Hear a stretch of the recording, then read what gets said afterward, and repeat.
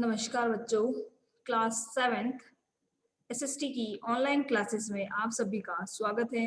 आज हम पढ़ने जा रहे हैं क्लास 7th एनसीईआरटी की हिस्ट्री की बुक हमारे अतीत सेकंड भाग फर्स्ट का चैप्टर नंबर फर्स्ट हजारों वर्षों के दौरान हुए परिवर्तनों की पड़ताल। यहाँ पे बेटा इस चैप्टर का पार्ट नंबर 1 हम पढ़ चुके थे, जिसके अंतर्गत हमने पढ़ा था कि हजारों वर्ष पहले क्या सभ्यता चला करती थी। जो हजारों वर्ष पहले जो भूगोलवेत्ता हुआ करते थे, उन्होंने उस समय की जितनी भी कामकाज चला करता था उनको अपने अपने अभिलेखों में लिखा, अपने अपने पुस्तकों में लिखा, और वे पुस्तकें उनसे जो आज के जो लेखक हुआ करते थे उन्होंने उन पुस्तकों की प्रतिलिपियां तैयार की। तो नए नए लेखकों ने नई नई प्रतिलिपियां तैयार की, उन्हें जैसा समझ में आया, उन्हें जैसे उनके अक्षर समझ में आया, वैसी वैसी प्रतिलिपियां उन्होंने तैयार की।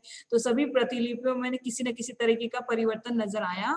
ठीक है, तो पुराने इतिहास को जानने के लिए इतिहासकारों को वो सारी परिवर्तनों की पढ़ना पड़ता है।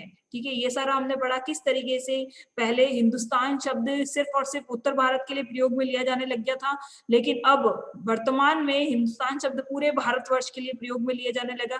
और हिंदुस्तान शब्द उस शब्द के लिए यूज में लिया जाता था जिसपे दिल्ली सुल्तान का हक हुआ करता था, दिल्ली सुल्तान का वहां पे राज चलता था, उस शब्द को हिंदुस्तान के लिए लिया जाता था। और अभी वर्तमान में हिंदुस्तान शब्द का प्रयोग राजनीतिक तरीके से लिया जाने लग गया है। ठीक है बेटा, तो अब हम आगे चलते हैं। हमने जहां पार्ट को छोड़ा था हम वहीं से आगे पार्ट को कंटिन्यू करते हैं। ठीक है, हाँ तो बेटा हमने छोड़ा था क्षेत्र और साम्राज्य, तो हम यहीं से आगे पढ़ेंगे। चलते हैं आगे। क्षेत्र और साम्राज्य, चोल, तुगलक और मुगल। चोल वंश के बारे में हमने अध्याय नंबर 2 में पढ़ेंगे, तुगलकों के बारे में 3rd में पढ़ेंगे और मुगलों के बारे में हम 4th में पढ़ेंगे। जैसे बड़े बड़े राज्यों के अंतर्गत कई सारे क्षेत्र आ जाते थे। दिल्ली के सुल्तान गयासुद्दीन बलबन, जिसका कार्यकाल कितना था 1266 से 1287 की प्रशंसा में एक संस्कृत प्रशस्ति।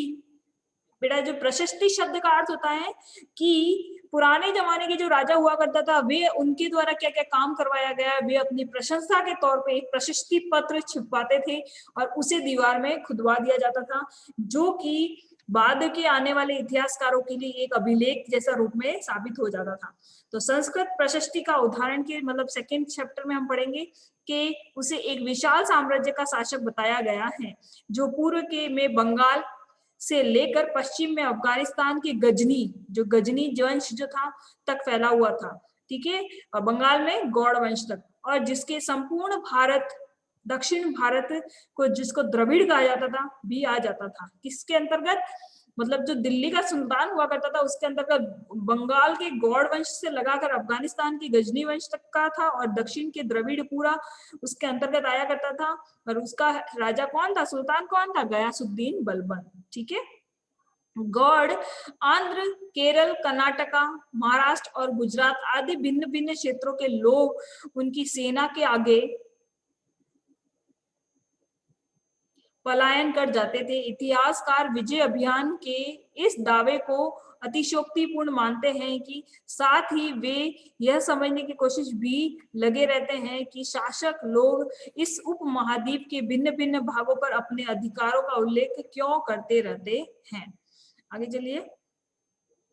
सन 700 तक कई क्षेत्रों में अपने अपने भौगोलिक आयाम तय हो चुके थे और उनकी अपनी भाषा तथा सांस्कृतिक विशेषताएं स्पष्ट हो गई थी। अध्याय 9 में उसको इसके बारे में और अधिक जानकारी मिलेगी। ये क्षेत्र विशेष शासक राजवंशों से भी जुड़ गए थे। इन राज्यों के बीच काफी टकराव चलती रहती थी। कभी कभी चोल, खिलजी, तुगलक और मुगल जैसे राजवंश अपने क्षेत्रों में फैला एक विशाल साम्राज्य भी खड़ा कर लेते थे। ये सभी साम्राज्य समान रूप से स्थिर या सफल नहीं हो पाते थे। उदाहरण के लिए अध्याय नंबर 3 और अध्याय नंबर 4 की तालिका में हमने देखेंगे कि इस दिल्ली पे राज करने के लिए कितने राजाओं ने यहाँ पे आक्रमण किया, इस विशाल साम्राज्य पर अपना राज करने के लिए किया, लेकिन बहुत सारे राजा तो सफल भी हुए हुए तो बहुत सारे असफल भी हुए। खिलजी और मुगल वंश के शासक कितनी कितनी अवधि तक चले, इस सारे के बारे में हमने चैप्टर नंबर 4 पे पढ़ेंगे कि जो मुगल शासक थे जिसमें सबसे पहले था तैमूर, उसके बाद में बाबर, हुमायूं, अकबर, अकबर के बाद में शाहजहां, जहांगीर, जहांगीर के बाद शाहजहां, शाह अलाउद्दीन खिलजी, ये सारा जो इनका वंश चलता रहा। इन्होंने कितने कितने वर्ष तक मुगल साम्राज्य ने दिल्ली पर अपना अधिकार जमाया, उसके बारे में हम चैप्टर नंबर 4 में पढ़ेंगे। 18वीं शताब्दी में मुगल वंश पतन की ढलान पर था। समझ में आया? 18वीं शताब्दी के आते आते मुगल वंश जो था उसका पतन होता जा रहा था। फलस्वरूप क्षेत्रीय राज्य फिर से उभरने लगे, लेकिन वर्षों से जो सर्व क्षेत्रीय साम्राज्यों का शासन चल रहा था उससे क्षेत्रों की प्रकृति बदल गई थी। उन पर कई छोटे बड़े राज्यों का शासन चलता रहा था और उन राज्यों की बहुत सी बातें इस महाद्वीप के अधिकतर भाग पर फैले इन क्षेत्रों का विरासत में मिली थी। इस तथ्य का पता हमें उन कई परंपराओं से लगता है जो इन क्षेत्रों में उभरी थी। इन परंपराओं में कुछ एक दूसरे से भिन्न और कुछ एक समान थे। ऐसी परंपराएं हमें प्रशासन, अर्थव्यवस्था के प्रबंधन, उच्च संस्कृति तथा भाषा के संदर्भ में मिलती हैं। सन 700 से लेकर 1750 के बीच के कई हजारों वर्षों में इन विभिन्न क्षेत्रों की प्रकृति एक दूसरे से कटकर अलग अलग नहीं पनपी थी।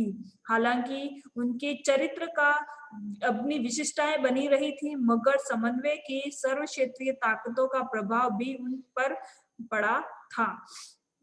अब आगे चलते हैं, हम पढ़ेंगे पुराने और नए धर्म। पुराने और नए धर्म के बारे में पढ़ेंगे बेटा।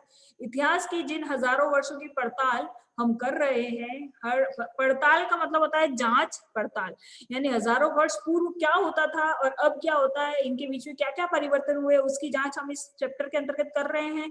इसके दौरान धार्मिक परंपराओं में कई बड़े परिवर्तन आए। दैविक तथ्यों में लोगों की आस्था कभी कभार बिल्कुल भी व्यक्तित्व स्तर पर होती थी, मगर आमतौर पर इस आस्था का स्वरूप सामूहिक होता था। किसी दैविक तत्व में सामूहिक आस्था यानी कि धर्म प्राय स्थानीय समुदायों के सामाजिक और आर्थिक संगठन के संबंधित होती थी।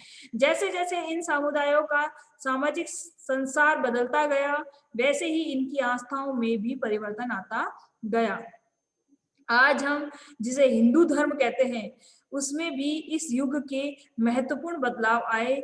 इस परिवर्तन में से कुछ थे नए देवी देवताओं की पूजा, राजाओं तथा मंदिरों का निर्माण और समाज में पुरोहितों के रूप में ब्राह्मणों का बढ़ता महत्व और बढ़ती सत्ता आदि। संस्कृत ग्रंथों के ज्ञान के कारण समाज में ब्राह्मणों का बड़ा आदर होता था। इनके संरक्षक थे नए नए शासक जो स्वयं प्रतिष्ठा की चाह में थे। इन संरक्षकों का समर्थन होने के कारण समाज में इनका दबदबा और भी बढ़ गया। समझ में आ गया? मतलब कहने का मतलब ये था कि जो हिंदू धर्म हुआ करता था, धीरे धीरे उनमें बदलाव आते गए, नए नए देवी देवताओं की पूजा होने लगी, राजाओं ने तरह तरह के मंदिर बनाए, उन मंदिरों का निर्माण हुआ, उन मंदिरों में देवी देवताओं की पूजा के लिए पुरोहितों तथा ब्राह्मण को रखा गया। इस वजह से उनका महत्व भी इस धीरे धीरे सत्ता में बढ़ता गया था। ठीक है। फिर संस्कृत ग्रंथों के ज्ञान भी ज्यादातर ब्राह्मणों को हुआ करता था, इसलिए उन्हें उनका संरक्षण बना दिया गया था। इस तरीके से उनका इस समाज में दबदबा बढ़ता गया था। ठीक है, समझ में आ गया किस तरीके से ब्राह्मणों का इस समाज में दबदबा बढ़ गया। इस युग में एक महत्वपूर्ण परिवर्तन भक्ति की अवधारणा के रूप में आया, भक्ति के रूप में आया। इसमें ईश्वर की कल्पना एक ऐसे प्रेमल इष्ट देवी देवताओं के रूप में की गई थी जिस तक पुजारियों के विशद कर्मकांड के बिना भी भक्त स्वयं पहुंच सकते थे। समझ में आ गया? हमने बताया आगे आगे कि मंदिरों की सेवा के लिए हमने ब्राह्मणों को रख दिया गया था, तो ब्राह्मण उस मंदिर की पूजा किया करते थे। इस वजह से वो लोग सत्ता में आ गए और उनका दबदबा बढ़ गया।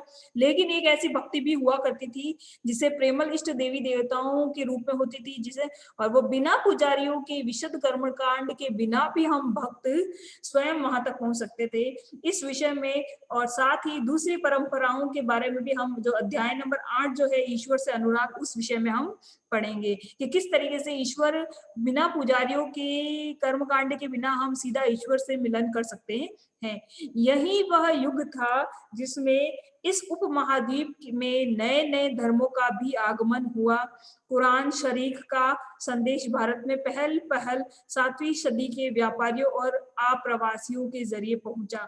अब आप कहेंगे कुरान शरीफ क्या होता है? बेटा, ये कुरान जो शरीफ होता है, ये मुस्लिम जो धर्म है उनका सबसे पवित्र ग्रंथ माना जाता है।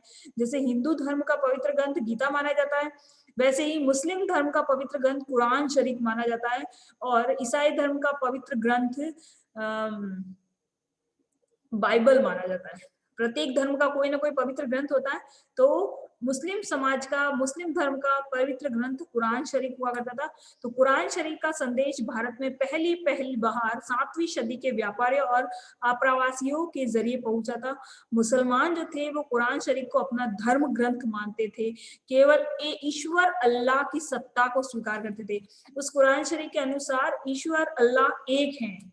सर में हिंदू धर्म में हम भगवान को ईश्वर कहते हैं, मुस्लिम धर्म में हम अल्लाह कहते हैं, और ईसाई धर्म में गॉड। ठीक है, तो उसी सब ग्रंथों में यही लिखा हुआ है, गीता में, कुरान शरीफ में, बाइबल में, सब में यही लिखा हुआ है कि ईश्वर अल्लाह गॉड सब एक हैं। बस धर्म के अनुसार उनका नाम परिवर्तन कर दिया गया है। जिसका प्रेम, करुणा और उदारता अपने में आस्था रखने वाले हर एक व्यक्ति को गले लगाता है, चाहे उस व्यक्ति की सामाजिक पृष्ठभूमि कुछ भी रही हो। ईश्वर किसी प्रकार का कोई भेदभाव नहीं करता है। कोई भी व्यक्ति हो जिसकी सामाजिक पृष्ठभूमि चाहे कैसी भी हो, लेकिन फिर भी उसमें अपना अनुराग रखता है, उसे अपने गले लगाता है। कई शासक इस्लाम और इसके विद्वान धर्मशास्त्रियों और न्याय शास्त्रियों अर्थात उलेमा को संरक्षण देते थे। हिंदू धर्म की ही भांति इस्लाम के अनुयायी भी अपने धर्म का अलग अलग तरह से व्याख्या करते थे। मुसलमानों में कुछ शिया थे जो पैगंबर साहब दामाद अली की मुसलमानों के विधि सम्मत नेता मानते थे। समझ में आया? शिया और सुन्नी, जो मुस्लिम समाज के दो लोग हुआ करते थे, मुस्लिम धर्म को भी दो शाखाओं में बांट दिया गया था, शिया और सुन्नी। जो शिया जो हुआ करते थे वे पैगंबर साहब जो थे उनको अपना नेता मानते थे, और जो सुन्नी थे जो खलीफाओं के प्रभुत्व को स्वीकार करते थे, खलीफा जो हुआ करते थे उनके प्रभुत्व को स्वीकार करते थे, उन्हें अपना नेता मानते थे। कौन? सुन्नी। इस्लाम के आरंभिक दौर में इस धर्म का नेतृत्व करने वाले खलीफा कहलाते थे। समझ में आया? अंडरलाइन कीजिएगा, इस्लाम के आरंभिक दौर में इस धर्म का नेतृत्व करने वाले लोगों को खलीफा कहते थे। ठीक है, और आगे भी इसकी परंपरा चलती रही। इस्लामी न्याय सिद्धांत यानी विशेषकर भारत में हनफी और शफी ऐसे सिद्धांत थे कि विभिन्न परंपराओं में भी कई महत्वपूर्ण अंतर रहे हैं। ऐसे ही धर्म सिद्धांतों तथा रहस्यवादी विचारों को लेकर विभिन्नताएं देखने को मिलती हैं। आगे चलिए, समय और इतिहास के कालखंडों पर विचार। अंत में हम समय और इतिहास के जो कालखंड हुए उस पर हम थोड़ा गौर से देखते हैं। इतिहासकार समय को केवल घड़ी या कैलेंडर की तरह नहीं देखते, यानी कि केवल घंटों, दिनों और वर्षों को बिताने के रूप में नहीं देखते। उनका नजरिया यह है कि समय सामाजिक और आर्थिक संगठन में आने वाले परिवर्तनों को झलकाता है या दिखलाता है कि विचारों और विश्वासों में कितना स्थायित्व रहा है।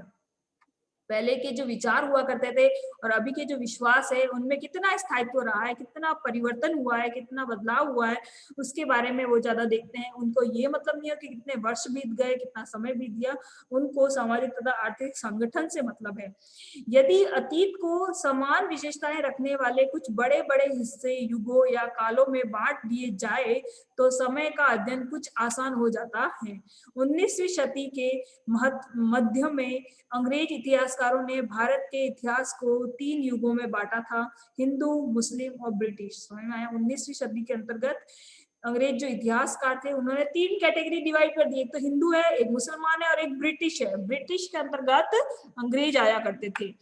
यह विभाजन इस विचार पर आधारित था कि शासकों का धर्म ही एकमात्र महत्वपूर्ण ऐतिहासिक परिवर्तन होता है और अर्थव्यवस्था, समाज और संस्कृति में और कोई भी पर महत्वपूर्ण बदलाव नहीं आता।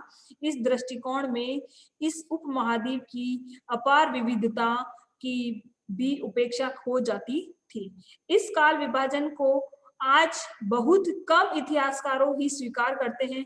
ये कौन सा काल विभाजन? हिंदू, मुस्लिम और ब्रिटिश वाला जो काल विभाजन था, जो कि अंग्रेजों द्वारा किया गया था, इसको बहुत कम इतिहासकार जो थे वो उसे स्वीकार करते हैं। अधिकतर इतिहासकार आर्थिक और सामाजिक कारकों के आधार पर ही अतीत के विभिन्न कालखंडों की विशेषताएं तय करते हैं।